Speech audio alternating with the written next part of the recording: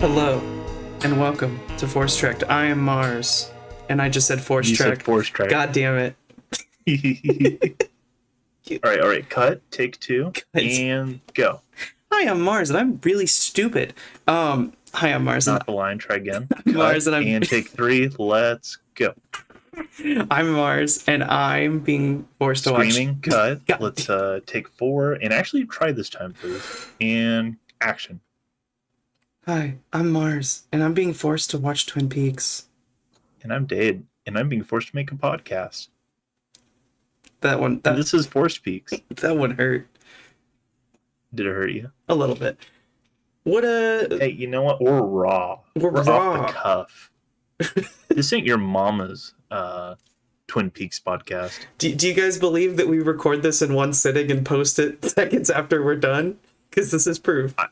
I know the editing is like so foolproof. People would be shocked. People would not have guessed. Give a big round of applause for Mars for setting everything up to be all in OBS, like I asked her to day one, and she refused to for the longest time. But let's not get into that. I have my reasons. Hey, there are pretty good reasons. Yeah, but now they're stupid and irrelevant. So let's talk about this episode, because it was a lot of interesting things happened this episode. This was a bunch of revelations. Yeah? Guys, I updated my audio. Mars here, she's like, she didn't notice, but I want to know if you guys know. Do I sound better? Just type yes or no in comments. Don't give any other thoughts. Just type that. I think she sounds the same, personally. I think it sounds way better. Like night and day. Dade has a fine-tuned raccoon ear. My bandicoot ears are full of hair. I can't hear a thing. It's true. I've tried trimming them while she's asleep, but she kicks. Imagine you only listen to this and you've never looked at us. And you're like, what the fuck are they talking about?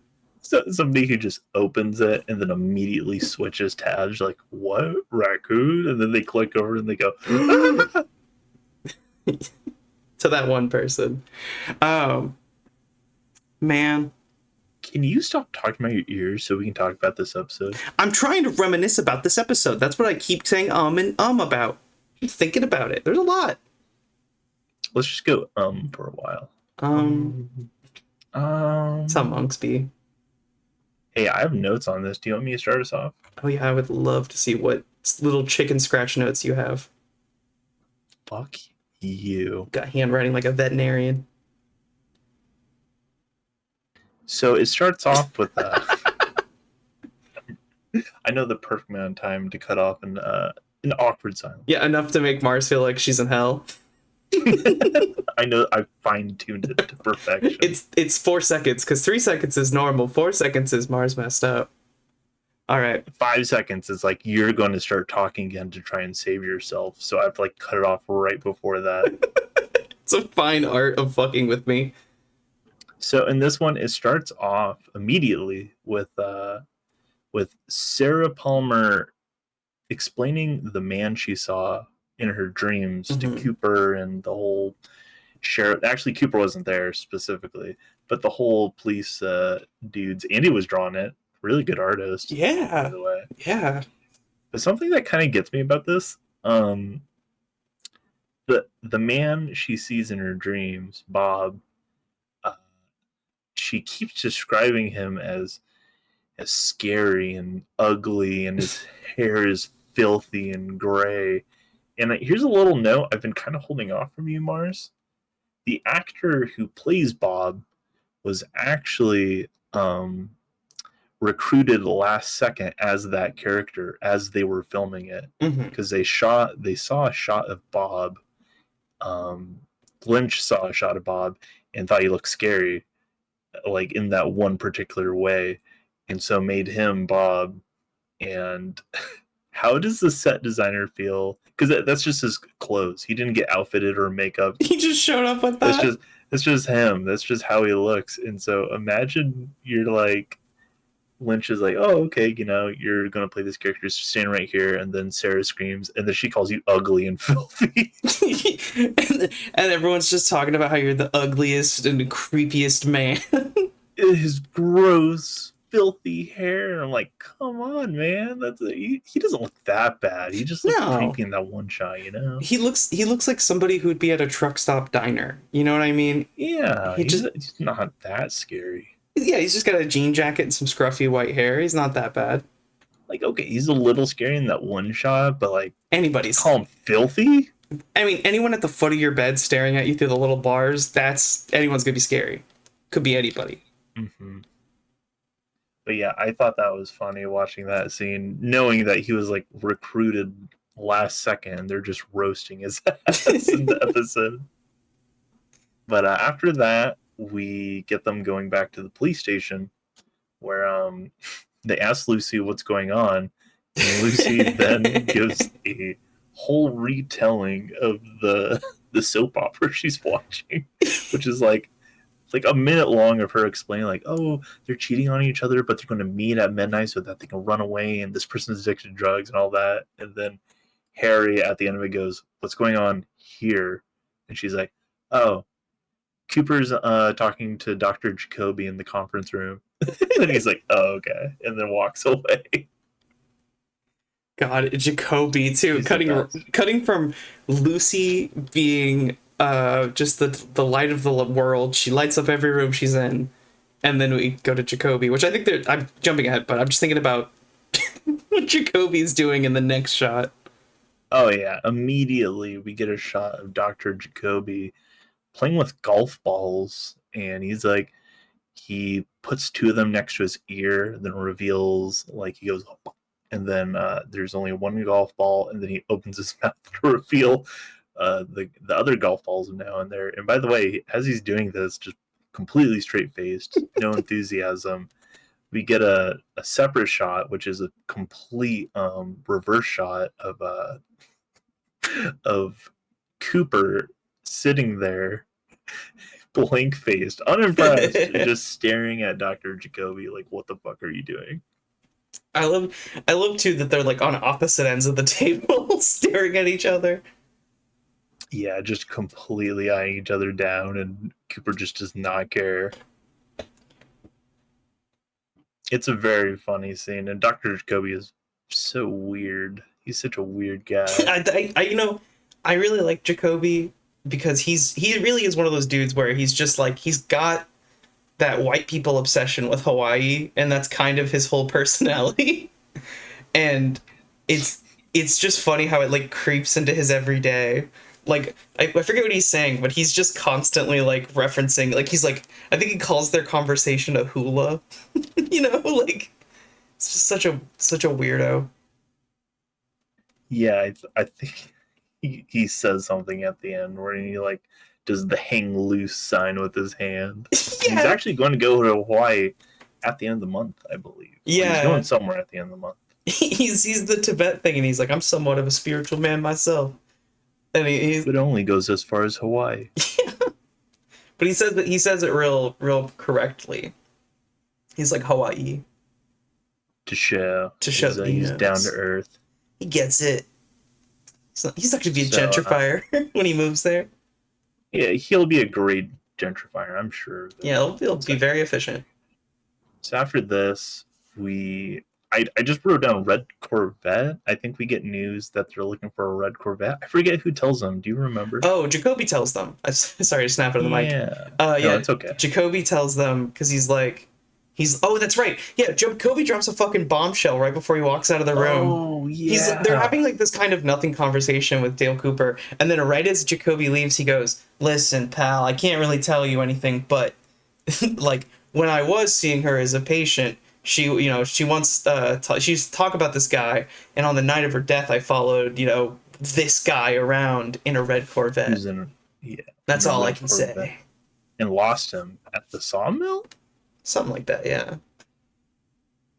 And we'll find out later, a little bit later, that Leo owns that red Corvette.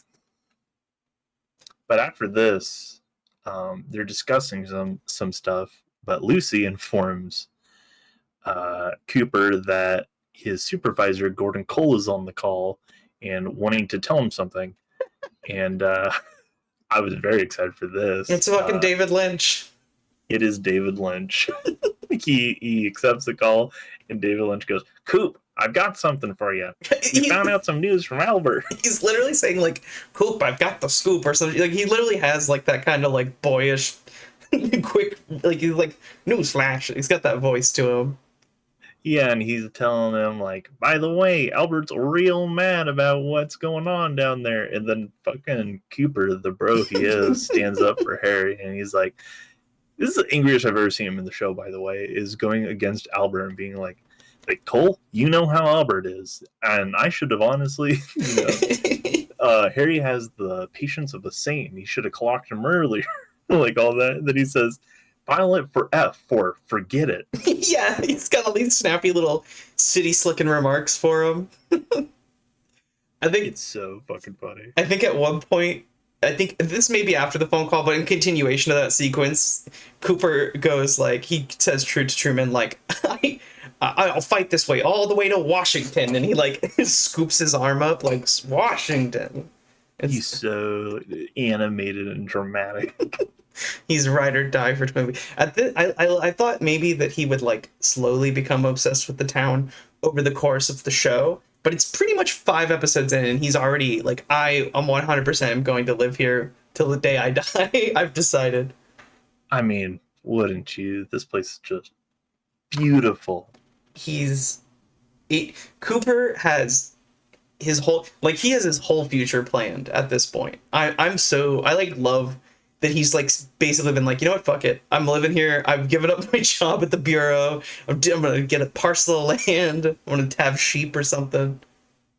And he would if he could. His ass would. So next after this, we get a note that Leo's truck, or no, Jock's truck, they're looking for Jock, who is affiliated with Leo, something about that with the drug bust. They find out that the truck is over at a motel, to which they drive to, and when they get there, well, only us, the viewers, can see this. This is before the police actually get there. Josie is sitting in her car with the most suspicious setup I've ever seen. She literally has her window rolled down. By the way, small motel, like 2 rooms in a unit. And she's holding a giant camera pointed at one of the rooms. Yeah, she's got like a black jacket on, but she's got like this bright undershirt on. She's got like her makeup's all done nice and bright, and she's got this like 10-foot camera that she's sticking out her window to take pictures. It's ridiculous. Like, she looks so suspicious. The only way that you could, again, this is maybe like, I don't know, 20 feet from the door. It is, if you peeked out the blinds, you'd see her like clear as day. Thankfully, the toe suckers are not looking out the window. They're doing their own thing. Yeah, we get some more of, man, I can never, Catherine. That's precisely why I called them the toe suckers. Because you can remember. Yeah, it's all... Catherine and Benjamin Horn. They're deep in fucking. No toe sucking this time. No. Actually giving him a massage. Which is almost worse if you think about it. Yeah. Well, actually, no, I'm fine with that. I mean, you're touching a man. Cool. That's kind of gay. And he goes off with this little Elvis toy and goes to the bathtub. Which, what was the implication? I mean, that's... I think it's like, I don't know, maybe it's a little Elvis like bath toy for kids and he's just making a joke. Yeah, like I got the vibe that it was a bath bomb in the shape of Elvis. That's pretty sick bath bomb if true. Yeah, which, jumping slightly ahead of because right before that they're doing their thing and Josie's spying on them and taking pictures and whatnot, and then next door is supposedly the one-armed man. Oh, well, at this point I'm just getting their stuff done because it doesn't really matter sequentially of this. Very true. So, real quickly, Catherine finds a little poker token for, I think it's One-Eyed Jack's is the name of the place. Yes. And she's kind of suspicious. She has that with her. And that happens. And then Josie's already gone by this point as the cops show up. And if you would like to explain this sequence, then go be my guest. This sequence cracks me up. Okay, so there's a scene, right, where it's Cooper, Truman, and Andy, right? Yes. And they're all going to go in to catch the one-armed man. Hawk has tracked him down to this motel, and they're gonna go in. They're knocking on the door. By the way, the creepy couple is next door in the other room. They hear all this go down, but they have their own stuff going on. So they're about to bust open the door, and fucking Andy's gun drops out of his hand. His loaded pistol, like an old 6-shooter pistol, fucking falls out of his hand, hits the ground, and goes off immediately. It just shoots off into the woods, and then everyone's I swear to God, again, if you're not watching this show, you need to go watch this scene because everyone's reaction is so funny. Truman goes like Jesus and is like throwing his hands up, and then Dale, Andy. yeah, and then Dale goes like jeez and throws his hands up and does like a little dog spin. He just jumps and does like this. He literally jumps at the gun going off. And then spins like Jesus Christ. Like a fucking cartoon character. Oh man, and then Andy's just like, "Oh guys, I'm sorry." Guys, I'm so sorry. Oh man, what a dope! I love him. I love all the little side characters. Yeah, he he has no gun training. He's never pulled it out, and he just fucking drops it on the ground, and the sucker goes off. But they get serious right away, of course. Yeah, they get in there. They talk to the one-armed man who reveals that he doesn't know anyone named Bob except a different Bob, because they're asking about the Bob in Dale's dreams because they saw Mike in the dream, and this is not the same Mike, or at least that's what he claims, is that he's like, my name isn't Mike, it's this and this, and Mike is his middle name. And he, I think, is, I don't know if he's related to the Jock Brothers. I don't think he is, but what was he saying? Oh yeah. So after that, they question what was on his arm because he has one arm, but he had a tattoo on his arm. Yeah. This is one of the things Cooper knows.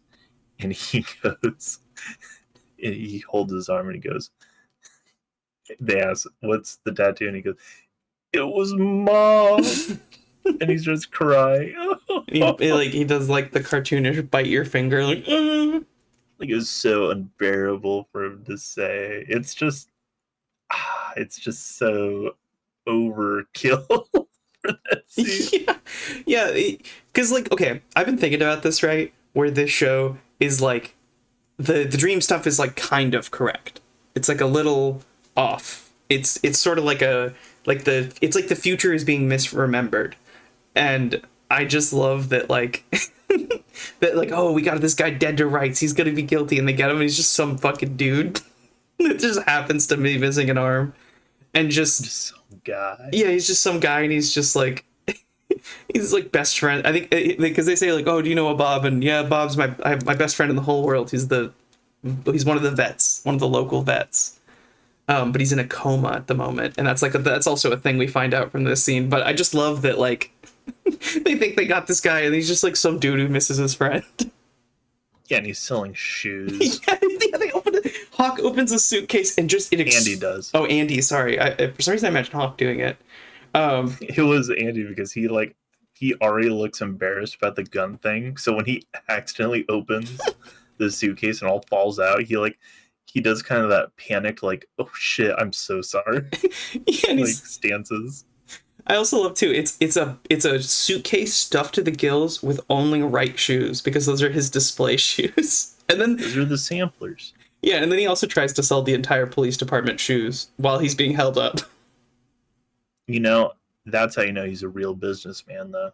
Yeah, it's true. Hey, if I was Cooper, I would take that as oh, maybe he's not guilty. Yeah, maybe. But with that, we get news. I honestly kind of forgot that's why they went to the vet, I'll be honest. It was because of their friend Bob, who's in a coma. So they go there. I think it was revealed that the scratches were from a bird. So they're looking for a bird at the vet, And Cooper, and the bites were from a bird. The bites were from a bird. Yeah, David Lynch let us all know. It's kind of funny that it's him telling us like such important information because it's almost like author's note. Yeah, it's a well. See, and that's the thing that some people interpret that as um, David Lynch being the FBI director.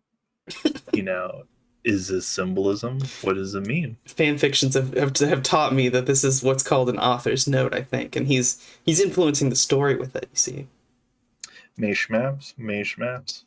But we get a really good scene here as they're visiting the vet and they're getting all the files from the thing, where a llama comes up. Somebody's like, someone has a llama at the vet. There's like a bunch of people with their animals there, and somebody passes between Harry and Cooper with a llama and like splits them apart to bring the llama in between them. And the llama stops for a second, looks into Cooper's face, snorts at him, and then continues walking like while Cooper's in mid sentence. He's like, Harry, and then it goes, and then he goes, we need to find all the files we can. And just completely professional. By the way, just accidental take. That was not supposed to happen. They're just supposed to walk past though. And you can actually see, I think the actress in the back like start to laugh, and then you could see Harry trying to hold it in. which really only adds to the scene for me as like a real life because I love, again, Cooper does not break character an inch. He looks that thing right in the eye, it snorts at him, and then he goes looking right back at Truman. Like, it really does feel like these are real people in this situation. You couldn't have wrote that better. No. It was just such a perfect accident. And I want to say too, because I really have been enjoying like how well everything is shot in the show. It's so fun to look at all these like really really beautiful, well composed shots, and I love the one of that scene when the alpaca goes between them. It's like a or the llama. It's like a whole ass animal, but they don't move an inch. If you look at Cooper and Truman, they just happen to be standing where they look like they're really close together, but there's also enough room for a whole ass llama to go between them without having either of them having to take a step. And then what is it? Andy walks in right after that with twine. But yeah, that's because Cooper right before they we forgot about that. Right before they go into the vet, Cooper's like, "Hey Andy, can you go get me some twine?" Like he tells him to beat it, basically. Yeah, it's like it's so funny because when I first watched that scene, I don't know if I like caught that right away, but on this rewatch, I definitely got it where Cooper was like, Andy, I'm going to need you to go to the market store and grab me some twine. And he's like, you got it, Cooper. And then I'm like, oh my God, he's just trying to send him away so he doesn't fuck up the vet. So he doesn't fucking shoot. Anyway. But like, oh, no. or I think you're going to explain the same thing I'm about to explain. No, you go for it. He comes in with the twine. He's like, I got that twine for you, Coop. And he's like, great. And then he immediately grabs it and then gives it to Truman and walks away. Yeah, and it's what's so great, because I was gonna say about that shot is Andy walks into frame in between them perfectly. They're still not moving. He hands the twine. Cooper grabs like reaches his arm back, grabs the twine, and then brings it up, and then Andy's shoulder is like perfectly this like black spot on the screen that is highlighting the twine in his hands. And you're like, oh, the twine must be really important. And then he immediately hands it to Truman and walks away. Like it's like it's nothing. Yeah, it's shot like it's this really important thing. It's in the middle of the fucking screen, and then just all right, bye. And then he immediately tells the lady behind the counter like, hey, we're gonna take all your files. And then he goes back to the conversation. So fucking fun. I can't remember if he actually had a use for the twine. I think it's literally just to fuck with them. But for a second, yeah. I thought it was like he was trying, because we learned from David Lynch's director dude that there's something about the twine that was Gordon Cole. Yeah, Gordon Cole. We're gonna be saying a lot. So okay, Mr. GC. He lets us know that something about the twine. I forget what the detail was, but I was thinking, oh, Cooper is getting the twine that would have been local and could have been used in the crime. No, it's not that clever. No. He just wanted to get rid of poor Andy. Yeah, I really like this whole scene. Yeah, it's like one of the best scenes. That's another iconic one that the fans love. Right after this, we get a hard cut from all these fun shenanigans to Shelly on Bobby's lap. Oh, just God. Full making now. Just they Hardcore. are going for it. They are In horned up in the kitchen, no less. in the kitchen of the house where Leo lives, and Leo's gone and all that. But it's pretty tense because like just making out at that guy's house is insane. So But Dade was there for this. I have a little rant. Dade was there for this, but there's something. I What? is this after the makeout part? Because I do have a note about the makeout part. It's just a short. It's more about the like Bobby going over there at all ever. Okay, go ahead. I just wanted to say this. Every time that Bobby and Shelly are in the same fucking room together, I am sweating bullets because I know how violent Leo is throughout the show, right? He literally does all kinds of horrible shit to we can know how bad he is. But then it's like just like okay, they're they're at the house making out, and like we don't know how far away Leo is. We have no idea. They have Shelly's no always idea. like, oh no, Shelly's like he's hanging out with blah blah blah, but it's like such a nothing answer because he could easily come back, and she always like tries to calm Bobby down by being like, oh, don't worry, I can hear the truck a mile away, and it's like, dude, Leo could still like find out. That's what's What if he even takes a different crazier. car? That's what's even crazier. He's not in his semi truck either. He's just in his convertible, which means he's not that far away. Like, these two have a fucking death wish, and they make me ill every time I have to watch a scene where they're doing some stuff. I love it. I just love how scummy they are and in love. I think honestly, call me crazy. I find it a little romantic. Talking about killing your abusive husband while you make out in his house. Yeah, it'd be romantic if Bobby wasn't a fucking scumbag.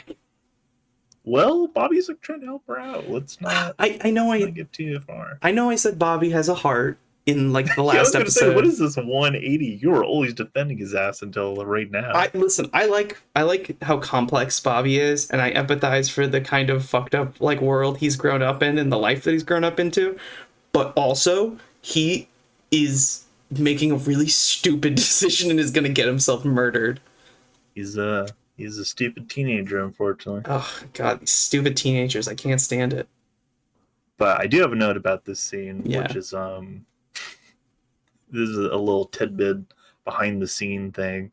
Bobby's actor was kind of nervous because they have this character like making out with hot girls all the time, and apparently whenever they would do a scene where he had like make out, he would go up to David Lynch and be like, hey, so for like the love scene, like what should it be? Should it be like, on a scale like 1 to 10, like how much should I be putting into it? And apparently David Lynch would say 11. Go for 11. All the way. Which is just the funniest response you could have for that. Every time you tell him 11. David saw a knob and he said, how far does it go? He's like it's a Lynch movie or a show, so if there's going to be love, it's going to be dramatic.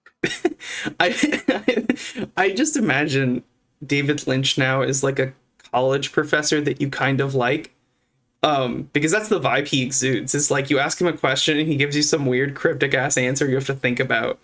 You know what I mean? You're just like, hey David, what do you want for lunch? And he's like, nothing hot, nothing cold. You're like, awesome, cool, thanks David. I'll get a medium temperature food for you.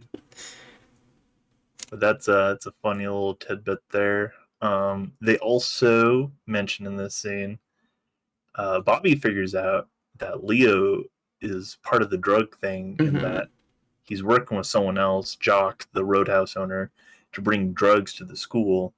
And he mentions this to Shelly, who's like I knew it, because she was, obviously left in the dark. And you said something, which is you believe that this helps the case that Leo killed Laura Palmer because this like gives more reason. It helps their case in trying to plant the evidence that Leo killed Laura Palmer, because I see like Bobby is, first of all, Bobby does not tell her that he was selling drugs. He does not tell Shelly that. Shelly has to figure that one on her own, and So there's that going on. But then also he's like, he's in a real sticky spot. He's out 10,000 to a guy who wants to blow his head in, and now he's like, oh yeah, no, I can just plant this dirty jacket. Like, he's like, his whole disposition changes. He's like, oh, this bloodstained jacket that was found on the night of Laura's murder, I'm fucking home free. Yeah, Shelly reveals that to Bobby, who is immediately like, all of our problems are about to be gone. And he's like, I'm gonna take this. As he's holding like the bloody jacket. Yeah, that has his initials on it, by the way. Has you, Leo Johnson's initials. if you guys have ever watched a Looney Tunes cartoon where a character comes up with a plan and they start rubbing their hands together and they get all like slick faced, that's exactly what Bobby does. He's like, I have a plan. I love all the characters in this. They're so cartoonish. It's especially Bobby. I'm kind of, was he in more stuff after this? I have to Google that because he's so funny, but like good dramatic as well. Honestly, Yeah, no, I love. There's something kind of in like, okay, I have such a love-hate relationship with Bobby as a character, because I actually find him extremely interesting as a character, right? Because there's so much push and pull with just his life and like what side of the fence is he really on? Is he trying to do right by the world, or is he actively just doesn't give a fuck? You know, you never really know with Bobby. And then it's like he's like in his look too. He's this tall, lanky little troublemaker. You know, there's just something about him. he looks like the perfect lead role of Mm-hmm. a '80s teen drama movie. So it's just so great to see him here and playing that role in a way of like the soap opera bad boy But if he was type. real, But they really give him some dimensions and for you to chew on. he reminds me of a friend of mine that I grew up with who was very wild. He was a wild person. And that's kind of the vibe. Like Bobby just feels like he'd just get into trouble. He'd just be like, if he was in a city, he'd just be like, "Yep, I got chased by a gang, and now I have a pet alligator." Like I feel like that's the kind of shit he would get into if he wasn't stuck in the middle of nowhere. Yeah, that Bobby. Bobby. So moving on to the next scene here. We get back to the police station. There's nothing really too notable here. I think at this point they're trying to make Andy better at shooting. Yeah, yeah. They bring all the files back, and they decide that, well, what's her name is going to go through the files. Lucy. Why did I forget her name? Lucy, which by the way, another great scene of her being like which ones are the birds? Like which ones are the bird folders? And he's like, just go through them alphabetically. And she's like, oh, okay, got it. No, wait, what's the thing he clarifies her on? And then she's like, oh, all right. She looks at them and she goes, how will I know which ones are the birds? And he said, it'll say on the card. Yeah, he goes, it'll be labeled bird. Which also, right before they go to the gun range, Andy tries to talk to Lucy. Ooh, that's what I was going to talk about. Yeah. I wrote down Andy and Lucy going through it because yeah, something's happening. Andy's like, this was earlier in the episode. I didn't touch on it because it wasn't really important or it didn't like come up till now. Mm-hmm. But Andy was like, Lucy, why couldn't I have come over last night? And Lucy's like, do you need help, Officer blank blank blank, whatever his last name is? And Yeah. she's like giving him the cold shoulder, but it's like coming from her. So for us, it does not feel that cold. But for Andy, it is like being in Antarctica in your underwear. Dude, it was even to the point where he was trying to confide in her about what happened earlier in the day, like because he felt really bad. Where he's like, yeah, I don't know what happened. I just dropped my gun and it went off. And she's like, I feel so stupid. yeah, and she just goes, are you okay? And he goes, geez, I guess so. And then she goes, great, and then leaves. Like essentially, she doesn's just like, outright, if you don't need anything else, Mr. Blah blah blah, then I have work to do. And she's like, I have to sort through these files. Sorry, I'm busy. Bye. And Andy goes down to the shooting range, and Cooper goes, so what's been going on with you and Lucy? And Andy goes, it's that obvious, huh? Like as as if anything they do is subtle whatsoever. What I love too is he says that to Truman too just before that, but and he gets down there and he's like yeah, something's up with them, and he goes, you can tell body language, right? And then Cooper just goes, well, not necessarily body language. Like he's Yeah, like, they're it's so just so fucking fucking obvious obvious. that those two are fighting. I love to Cooper. It's probably like the world is so noisy to him. He's just picking up all this shit all the time. After this, we get a scene with the RR Cafe where there's some stuff between Shelly and Norma. I should mention Norma is talking to her husband at the jail, and he just gets parole. And it's pretty kind of sad scene between Norma and Shelly, because Shelly is also talking about Leo abusing her, and Norma does not want to be with Hank, No. the ex-con, because he's living a terrible life, and she wants to be with Ed. As this is happening, James comes sulking into the RR Cafe Yeah, and calls literally. up.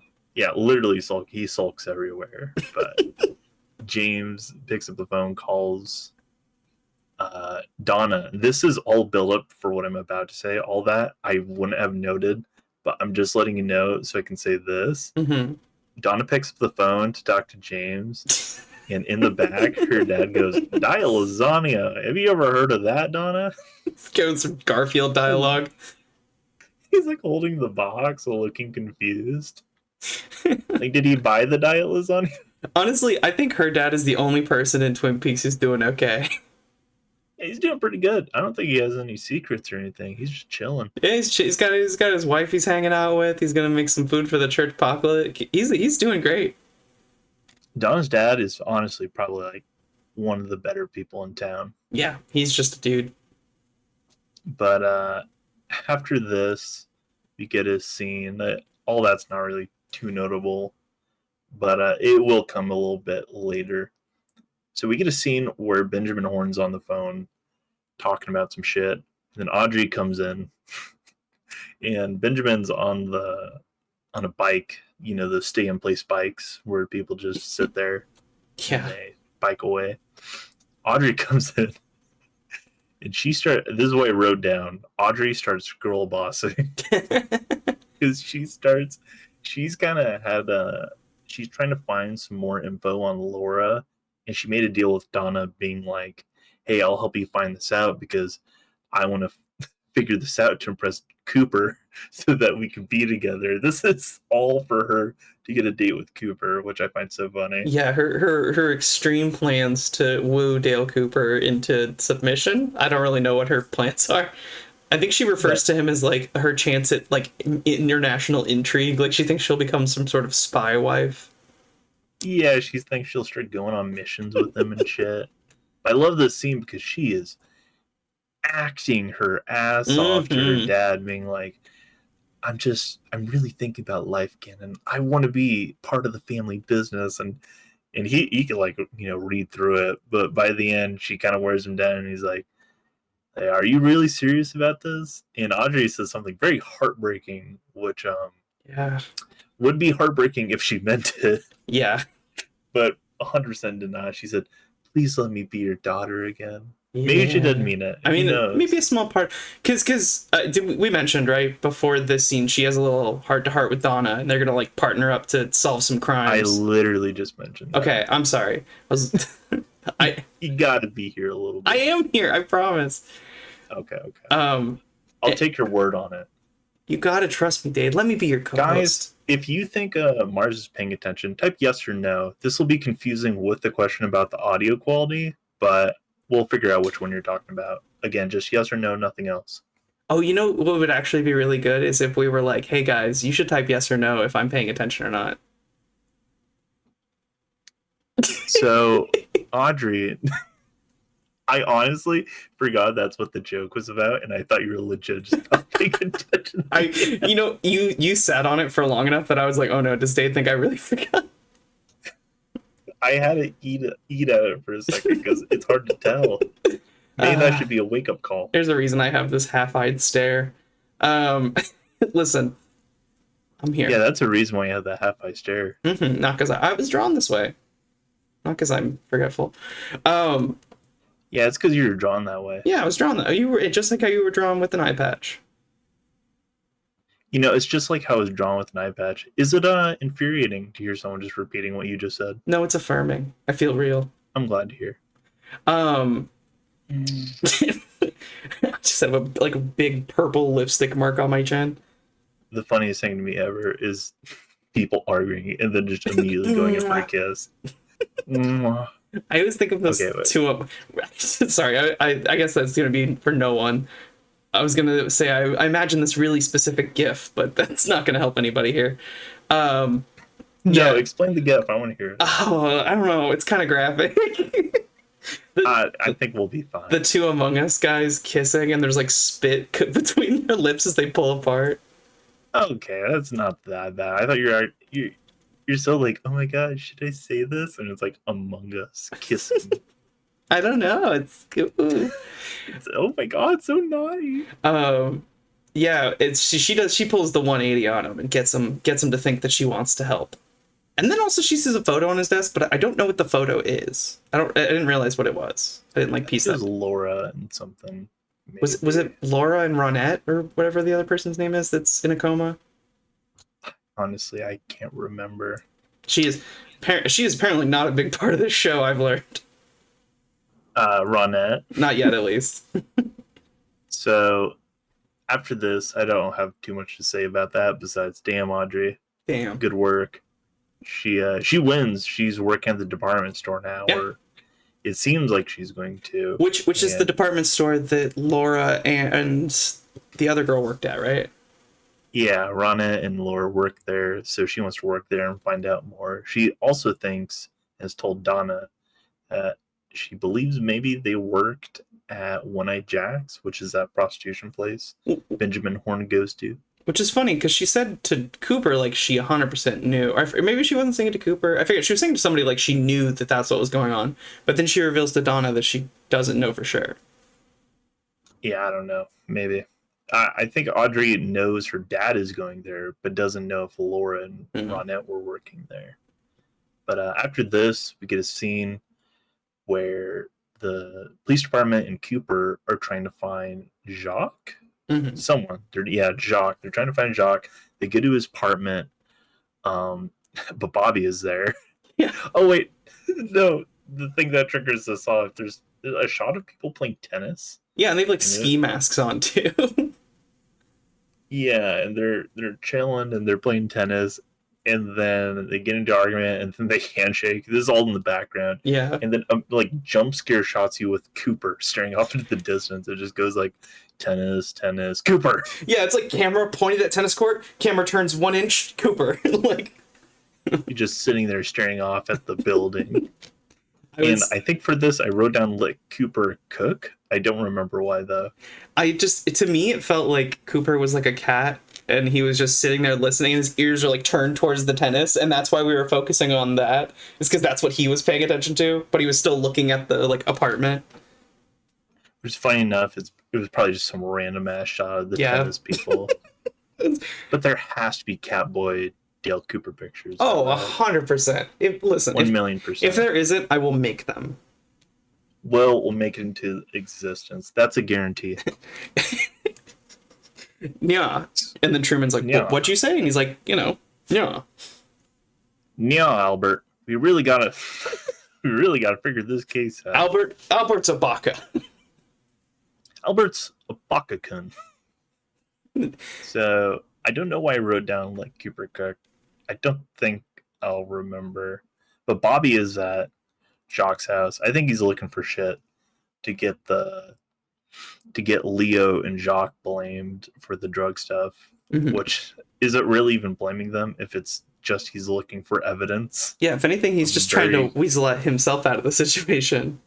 Yeah, so he doesn't have to pay him $10,000 and doesn't have to get beat up by the girl he's cheating on with his boyfriend or husband, I guess.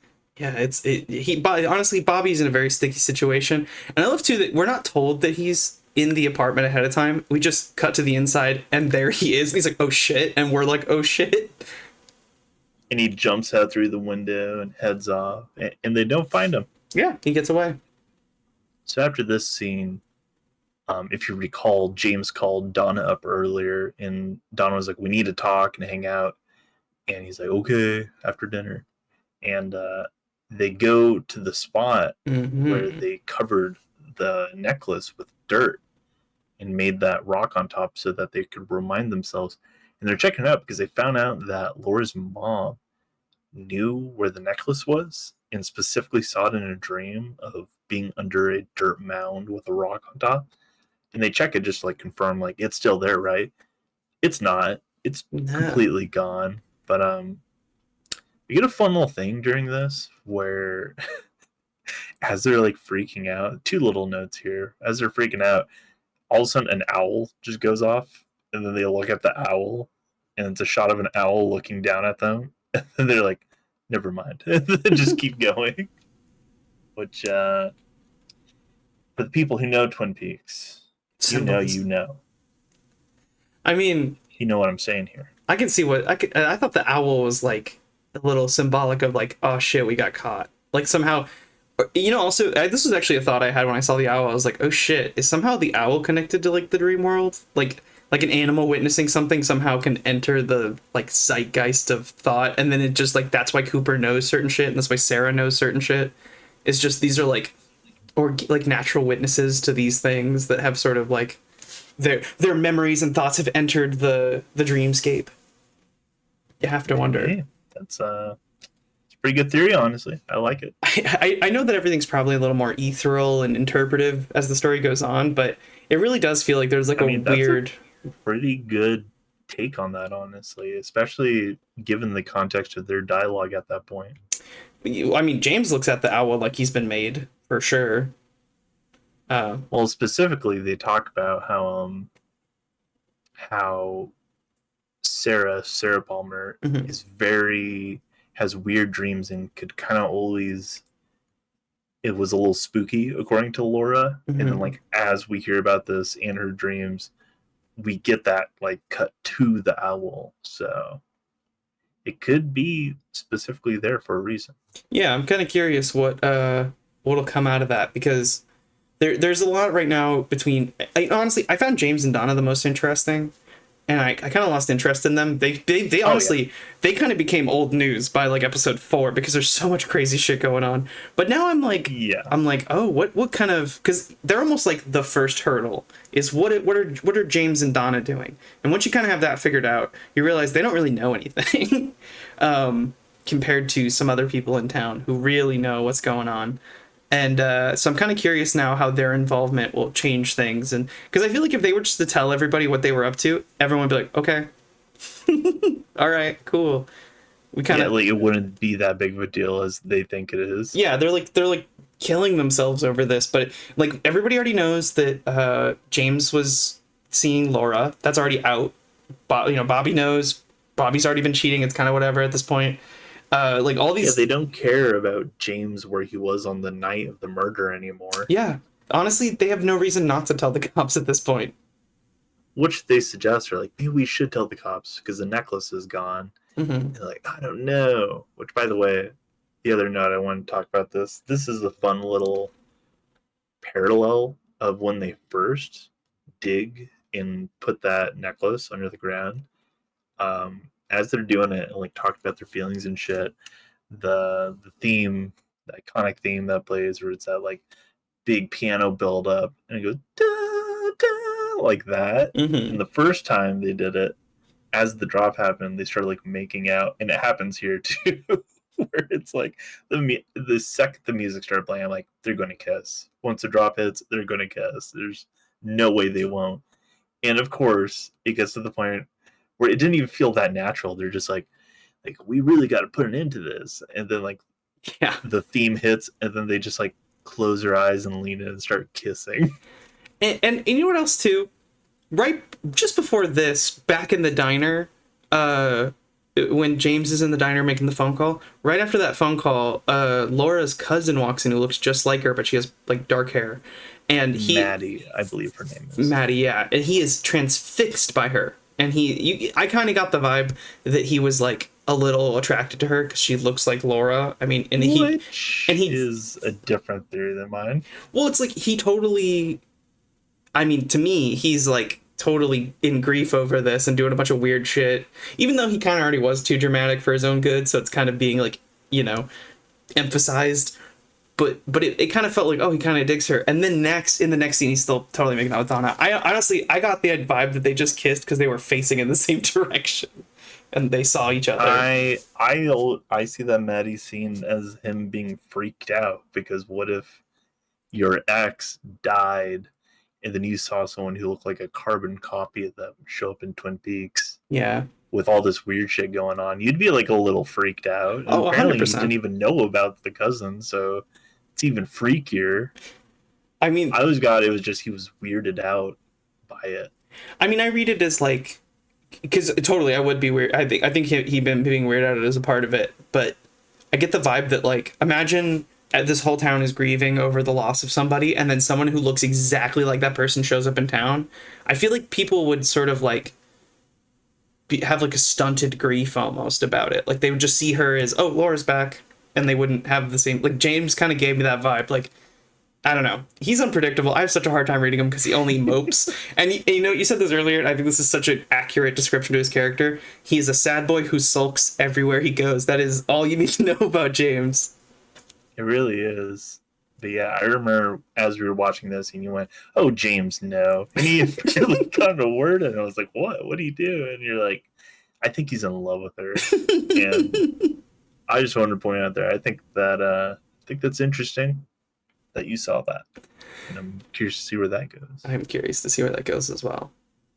So after this, hold on, I gotta switch down my notes. We get Josie, who is hanging out at home with Pete, and Pete just got off work. Of the fishing mines. Which we get a great scene here, very cute scene of I love Pete and Josie. They're so fun together. Yeah. Because like I'm pretty sure the way it goes is either it's his brother-in-law or it's like a son or something that Josie was married to, connected to Pete. Mm-hmm. They're connected in a way. It's very slightly. Yeah, through like a marriage and stuff, and she's still there, and it's just cute that Pete like looks over her as like a daughter or a sibling or something. Yeah, they're like friends. So, like Pete doesn't have any friends, and this is his one friend, Josie. Yeah, he gets off work and they talk a little bit, and Josie's like, "Oh, I'll make you a sandwich. Like anything you want on it." He's like, "Make sure to put mayo on there or something." Yeah, she gives a healthy slather. It's just like, "Is my wife awake?" And she goes, "No." And he goes, "Then put mayonnaise on there." And she gets like a fucking ice cream scoop of mayo for him. Which I point out, it's because he knows, Pete's white, so he's going to want extra mayo on that bitch. A little dry, he's darling. White and old. Old people love mayo. Yeah, it's how they keep the joints lubed. But yeah, the scene is so cute. He like works up the nerve to be like, Josie, I'm going to be going to a fishing competition, and I don't know if maybe you would be interested. And Josie's like, "Oh, Pete, I don't know how to fish. I couldn't help you." He goes, "I got enough fishing in me for the both of us." It's so cute. It's so cute. I love these two. But as Pete leaves, Josie is going through letters, and she gets one, opens it up, and it's a full sketched picture of a domino, which we had seen earlier with Norma's con husband Hank. Yeah, that's right. Because he was holding a little domino and like playing around with it during the police or the jail hearing about his parole. And Josie goes to the phone, or I think immediately gets a call like right after she finds this thing, and it's Hank in the jail calling her and being like, "Did you get it?" And she's like, "Yeah, I did." He's like, "Good." And then immediately hangs up and starts sucking on his little domino necklace thing. And then it ends. Yeah. It ends on that with that little revelation. Which because I didn't even think about it, honestly. He's introduced in this episode as a character. Like, we know he exists, but he comes into this episode for the first time as like a character. And there's a little that we see. Yeah, that we see. And there's a little bit with Norma where, you know, it's a little court hearing. He's like, Norma, you gotta help me, and she's like, "Meh," and she does. And begrudgingly, yeah. And so when he comes back and makes the phone call, I didn't even register at first. I was like, oh, yeah, he's this asshole. And then I realized, like, wait a minute, why is he talking to Josie? Why is Josie tied in with this guy? Why is there just a sketch of a domino? Yeah, why is there a sketch of like what? And also, how did he know that she got the letter right away? Because he calls the second she opens that thing. Could just been a guess, lucky timing maybe, or just like, you know, TV magic. Still kind of ballsy anyways if you think about it, because Hank is calling a place that has like multiple people living in it. Yeah. So like, how does he hope that Catherine or Pete doesn't? Unless they maybe usually talk late at night because they go to sleep early. Maybe. Well, he's also like in prison. Yeah. Is he using his one? How do you get a phone call? Yeah, he's just like, oh yeah, I'm gonna use a phone call to call. Oh, sorry, somebody in the middle of the night, and like, I don't know, nobody's recording that shit. Maybe because he's on parole, he can just use the phone now. I don't know. It's all cool. Don't worry, you're on parole. You can call anywhere. Don't worry, we're gonna let you out tomorrow. Use your phone all you want. And we're not listening, so don't worry. Hey, we're not listening. So that's pretty much a whole episode. Do you have any thoughts on that episode, Mars? I like this episode. It was kind of like all these little nuggets come out, but they're finally starting to pull the string on this mystery, you know. We got Dale's vision, it was cool, but now we're like, let's see where this goes. And we get all these cool little like almost connections this episode. Like the one-armed man stuff was like not as big for an episode called One-Armed Man. He wasn't really that big of a part of the episode. I mean, he led him to a bunch of stuff if you think about it. It's true, and I'm sure he'll come back again as a character, because I don't think he's going anywhere now that they've got him booked. But yeah, I like this. And I also like that it gave the kids something to do again, because I was starting to lose interest in them as characters. Yeah, certain mysteries will be more interesting at different points of the show, and that's what I like about it. There is another good line, by the way, where they're rolling up to some place and Dale's like talking about his dream, and he's like, I'm sure that I saw it in my dream. And Truman goes, Dale, I'm surprised that you like go to bed at night with how much you dream or something. Yeah. It's something to that effect, and basically being like, damn, dude, I would be scared going to bed if I saw visions every time I slept. If I saw fucking murder mystery clues every time I went to bed. But yeah, we'll cut back so we can start finish this off. What would you rate that episode? What would I rate it? I would rate this one probably like a 7 out of 10. It wasn't like particularly crazy, but it's still pretty good. I'd agree with that. 7 out of 10 is probably what I'd give it. God, the day that I give this show a 4 out of 10. You know, it might happen. In season 2, it's definitely a possibility. Be very curious. But this one held up, I think. I have another question for you. Mm-hmm. Mars, who do you think killed Laura Palmer? I actually haven't changed really since last time. That's fair. What was it again? I think right now my suspicion is that I think it was definitely, I still think that Leo is involved in a major way. Jacques is now probably implicated as one of the 2 other men in the scenario, because if there were 3 men who had sex with Laura Palmer that night, then that means that there's 3 men involved potentially. So like probably Leo, Jacques, and some wild card. I mean, now that Benjamin has been implicated as hanging out and knowing Leo, I might say Benjamin, because he also wasn't very phased the morning of her murder. It's true. He is also a disgusting capitalist businessman. Yes. So it could also just be he doesn't care because he's a disgusting capitalist businessman. Either way, I think he's got it in him. So I'm gonna say right now I think Leo still did it or was heavily involved. Okay. So Leo, Jacques, and Benjamin? Yeah. Okay. That's pretty good. It's a shame You that know who I get else? it right away. Yeah, it's gonna look embarrassing at the end of this season when we're like, damn, Mars figured it out like Called it. immediately.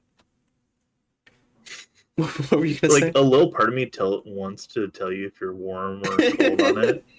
But I think it's so much more fun not to think about it. Yeah, I like not knowing any better. It's I'll say this, I never thought about it, but when it like happened, I was like, wow. Like I was pretty shocked. I'm collecting clues and comparing information. I got a whole team of FBI agents in my head right now. Just like the real Cooper. Mm-hmm. Is that how he sees everything? As Tiny Dale Coopers talking to each other? That would be very funny. It's probably how he imagines it. And you know who else would find it funny? Who would find it funny? I think our friend. Okay, it's playing.